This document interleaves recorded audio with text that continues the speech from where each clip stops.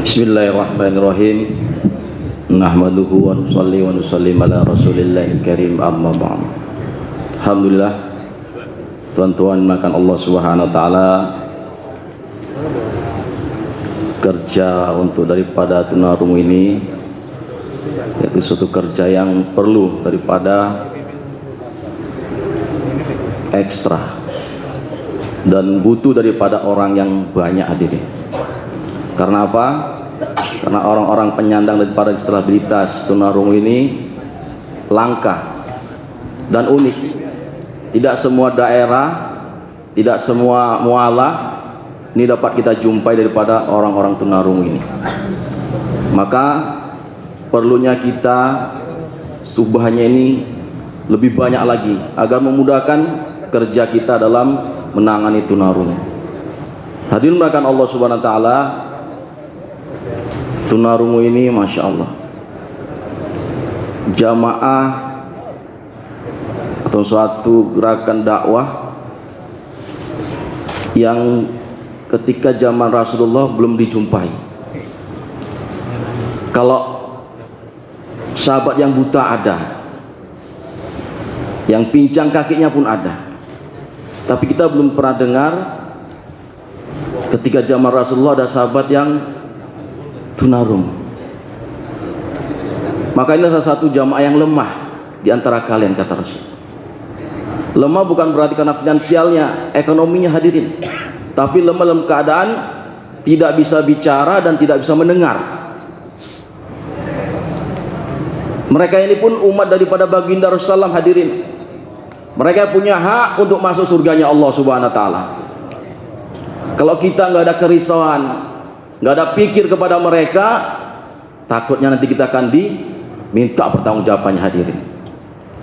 Kita sudah kemana-mana, buat dakwah sudah kemana-mana kita hadirin, pengalaman dakwah kita sudah banyak, tapi kita nggak risau, kita nggak ada pikir untuk tunarungu ini, maka kita akan dibawanya ke nerakanya Allah Subhanahu wa taala. Maka dimuliakan Allah Subhanahu wa taala, satu kalbu jari hadirin, ketika kita gerak di suatu provinsi, ada seorang ulama. Ulama ini kalau teman-temannya sama ulama mentaskil, dia nggak peduli, nggak direspon sama dia. Tapi ketika kita di markas daerah tersebut yang bayan tunarungu, walaupun banyak singkat nggak lama hadirin, tapi ulama ini terkesan dengan bayannya tunarungu, dengan menggerakkan tangannya, tidak dengan mulutnya. Maka ulama ini berpikir, ya Allah, orang seperti ini nggak bisa bicara, nggak bisa dengar, tapi Allah pilih dia dalam kerja dakwah hadir. Maka ulama itu berpikir, dia terkesan, maka jamaah pun diminta untuk gerak di pesantrennya. Ada satu musola di pesantren ulama tersebut. Maka dimakan Allah Subhanahu wa taala, kami selama 3 hari lah di pesantren ulama tersebut. Suatu malam hadirin, ketika ulama ini baru silaturahmi dari orang tuanya ke tempat orang tuanya, tepatnya jam 1 lebih gitulah, tengah malam. Maka ulama ini melihat di musola, ini siapa yang sholat tengah malam ini sendirian? Rupanya tunarungu hadirin. Tunarungu itu sholat, setelah sholat selesai dia nangis-nangis, doa. Maka ulama melihat, ya Allah, dia tengah malam bangun sholat nangis, pasti dia mendoakan hidayah untuk saya ini kan. Itu prasangka baik dari para ulama tersebut.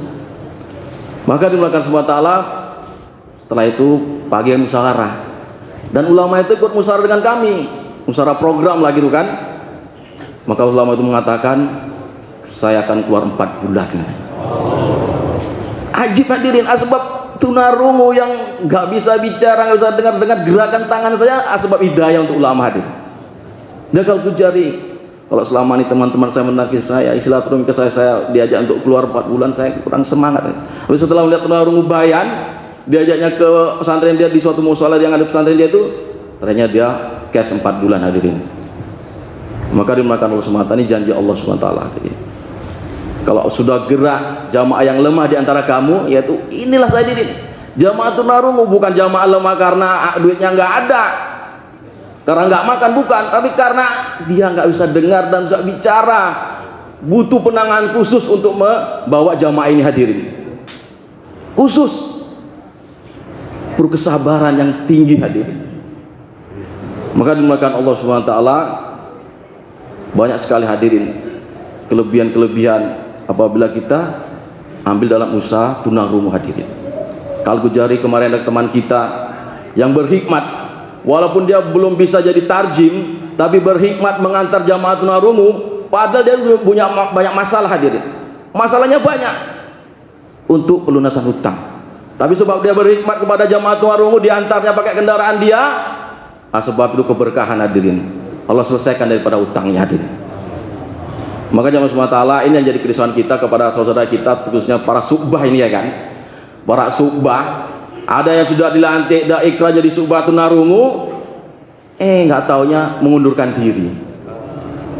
Ada pula subah mengundurkan diri, Pak. Kenapa kita tak mengundurkan diri? Nggak iso aku, nggak bisa aku udah tua. Jadi kita jadi subah itu bukan targetnya kita jadi tarjim, Pak, jadi mutarjim ketika ada bayar, tidak. Jadi subah tunarungu kita tanggung jawab dengan tunarungu, kita berhikmat kepada mereka, melayani mereka, seperti itu, Pak.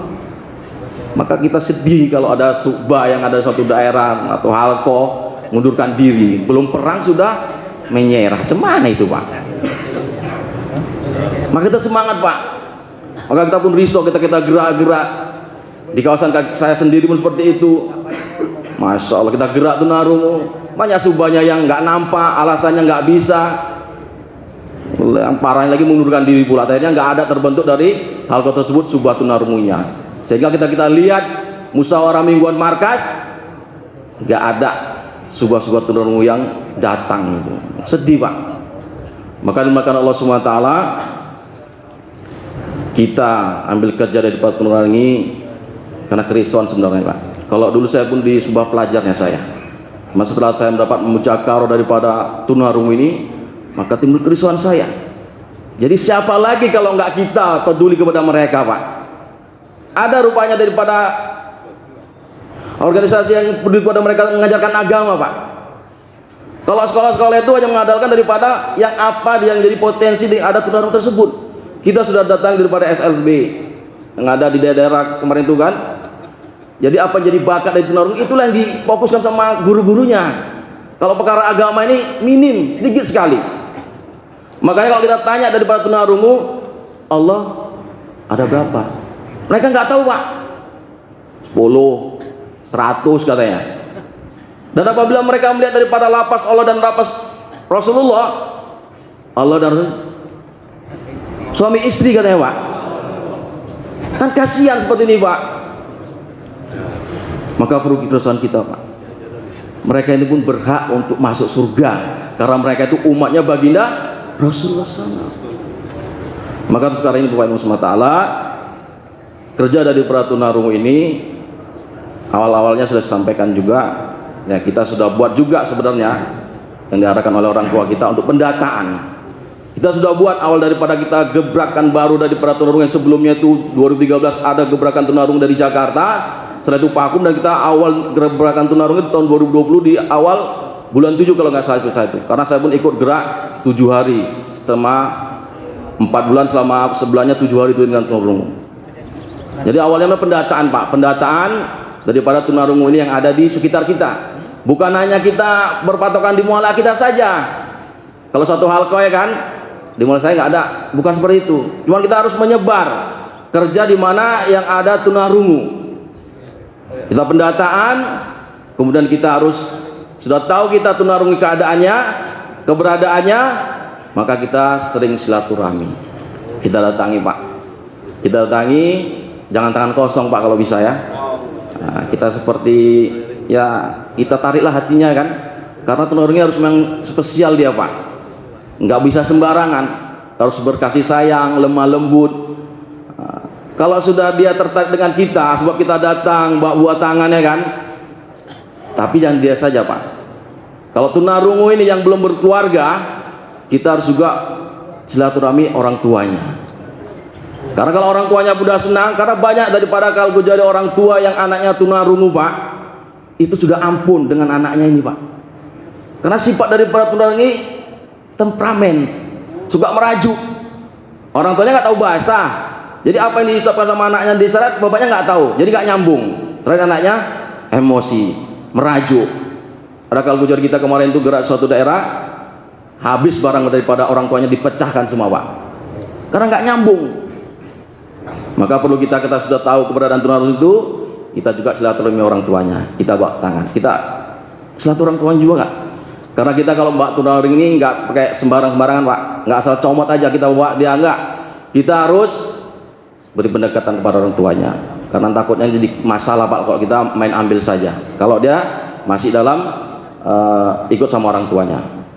Kalau dia sudah berumah tangga, sudah kita tahu keberadaannya, ya kita silaturahmi. Kita bawa hadiah, kalau udah punya anak, kasih hadiah untuk anaknya, makanan kah, seperti itu. Karena hadirin Allah Subhanahu wa taala, tunarungu ini pun Pak, suami tunarungu, ayahnya tunarungu, istrinya pun tunarungu, tapi anaknya normal ada Pak. Anaknya normal, walaupun tidak sedikit juga yang bapak dan ibunya tunarungu, anaknya pun ada tunarungu juga.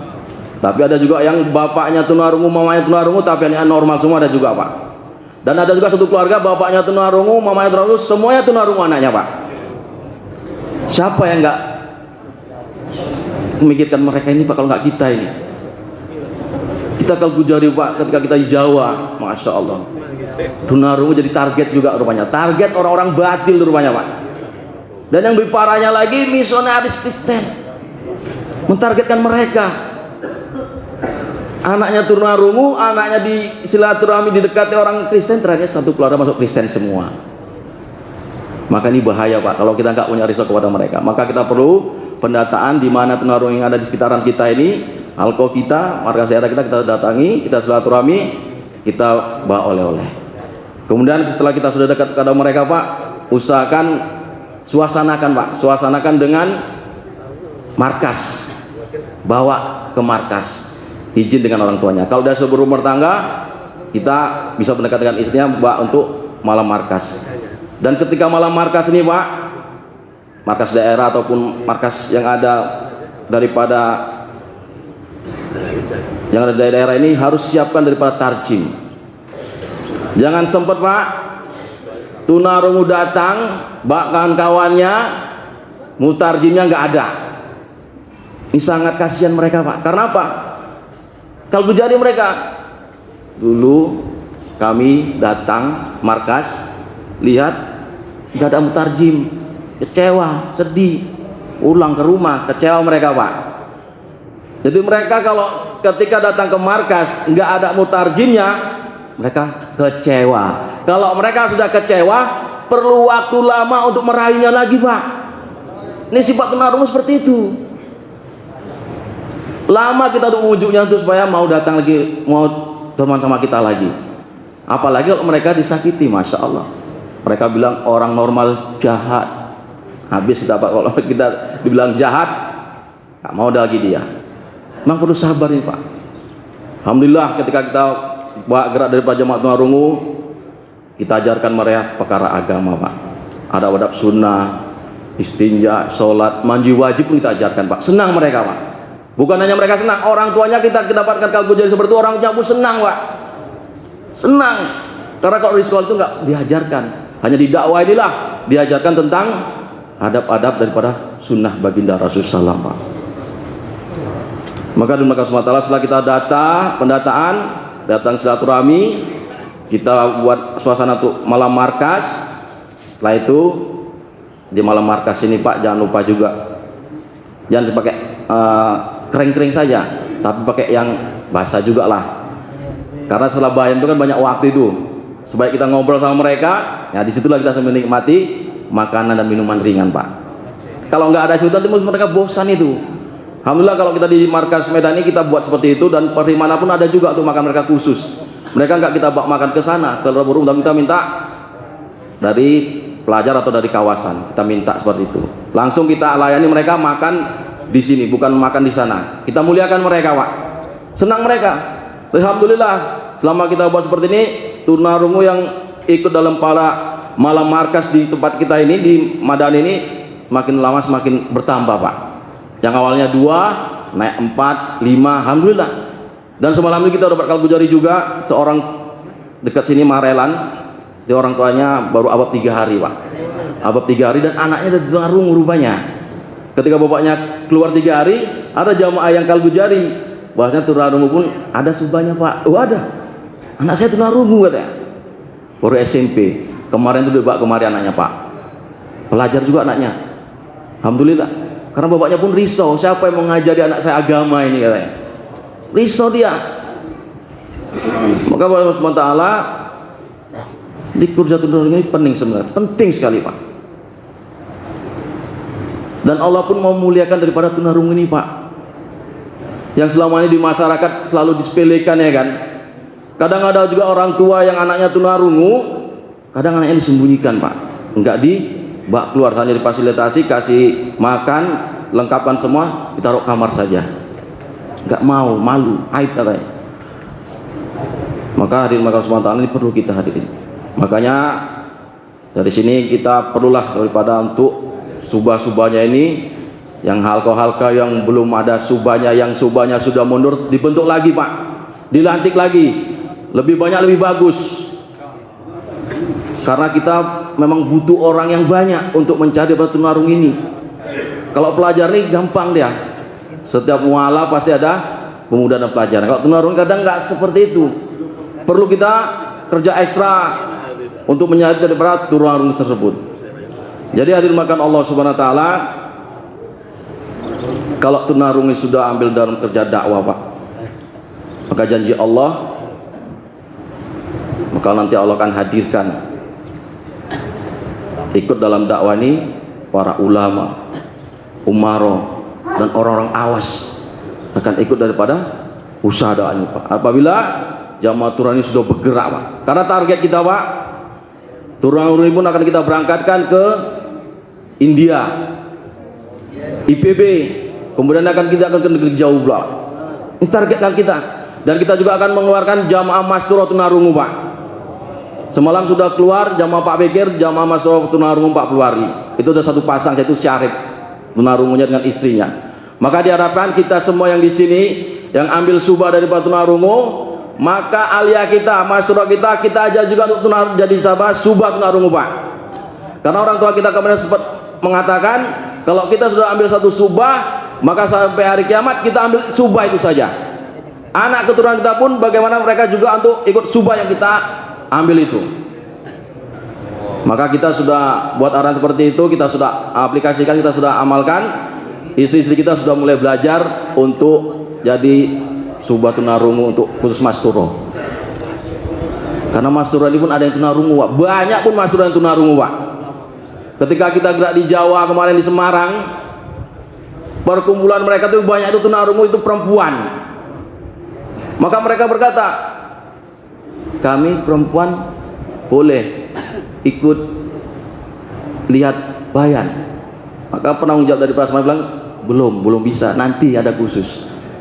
Mereka kepingin juga, Pak, karena kemarin itu yang kami kumpulkan itu memang laki-laki saja, khusus tunarungu laki-laki, kalau perempuannya belum. Tapi kalau ketika di Pekanbaru, kami kumpulkan semua, laki-laki maupun perempuannya tunarungunya. Alhamdulillah kita gerak 2 minggu di markas Pekanbaru, kita buat perkumpulan mengumpulkan tunarungu, dan di situ terbentuklah, Pak, 2 jamaah dari Pekanbaru tersebut tunarungu, Pak. Kita bawa ke Jakarta. Sebab gerak di Pekanbaru. Dan mereka semangat, ada yang punya istri, istrinya dibawa, istrinya pun tunarungu, anak-anaknya pun dibawa, Pak, untuk melihat kita menyampaikan agama, Pak. Maka dari kita sini, Masya Allah, kalau kita di sini belum ada ambil subah, Pak, masuk ke tunarungu aja, Pak, subah tunarungu, Pak. Iya, Pak, Insya Allah ya. Kita jangan berpikir nggak bisa bahasa isyarat. Jangan berpikir itu, Pak. Udah janji Allah, kalau kita tolong agama Allah, maka Allah akan tolong kita, Pak. Allah akan mudahkan kita. Saya tuh awalnya seperti itu, saya nggak tahu apa-apa ini, nol daripada bahasa isyarat. Alhamdulillah melihat saya untuk keterjun dalam subah ini, ternyata Allah mudahkan, Pak. Dan waktu berapa minggu saja sudah Allah bisa untuk bahasa isyarat. Untuk belajar bisindo itu bahasa Sibi, Pak, nggak sampai 5 menit, Pak. Bisa kita untuk bahasa abjadnya saja. Bisindo dan Sibi satu tangan. Insya Allah Allah akan beri kemudahan kepada kita, Pak. Jangan kita jadi seorang pekerja dakwah tapi kita nggak ambil daripada subah, Pak. Kalau kita di halqa itu, kalau ada daripada kawan-kawan kita nggak ambil daripada ikut subah, maka ada satu lagi subah yang belum terisi. Saya bilang, kami bilang itu subah, Pak. Subah bingung. Kalau nggak ada dia ngambil apa subah, bingung nggak dia? Musyawarah tengah atau apa? Nggak ambil kerja daripada divisi subah. Jadi apa? Subah bingung lah. Tengah celung nggak ada apa-apa. Ya kan, Pak? Padahal ada subah 40 hari, 4 bulan, segala subah ada. Nggak ada ngambil satu subah pun. Jadi apa? Ada satu lowongan apa? Subah bingung lah. Bingung nggak ada kerja apa, tengah-tengah. Maka dari itu, masalah kita harus pikirkan ini, Pak. Pikirkan agar bagaimana tunarung ini pun masuk surganya Allah Subhanahu wa taala. Jangan kita tenang-tenang, Pak, tenang-tenangan. Itu kan bukan tugas itu. Kalau memang Bapak bukan subah tunarungu, kalau ada tunarungu di muala Bapak, di sekitaran Bapak, usahakan untuk bisa melapor kepada subahnya, atau paling tidak Bapak ikram kepada dia, Pak. Ikram, hikmat, bawa dia untuk ke markas. Kalau Bapak nggak ada kemampuan untuk jadi tarjim, Pak, ke markas. Senang dia, Pak, kalau udah jumpa kawan-kawannya, dia senang. Seperti kita kalau jumpa sama kawan kita yang nyambung, dia senang. Maka kalau di sini tunarungu ada berapa orang, dia senang, nyambung terus.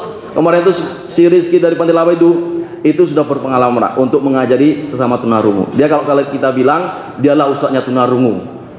Dia udah 4 bulan sama kita, jadi untuk mengajarkan daripada adab-adab sunnah itu dia bisa kepada tunarungu, dan itu nyambung daripada yang kita ini, Pak.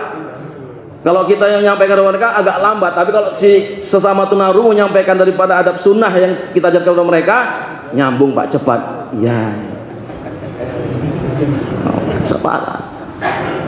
Maka dari itu, wa ta'ala, saudara, untuk bagaimana kita semua ini jangan sempat kita jangan tidak ambil subah, Pak. Kalau memang Bapak belum ambil subah, ke tunarungu aja, Pak. Kalau tunarungu pun nggak mau, nyatanya jadi apa? Subah bingung lah, Pak. Salam, Pak, ya. Ini demikian aja. Wallahu a'lam bishawab. Assalamualaikum warahmatullahi wabarakatuh.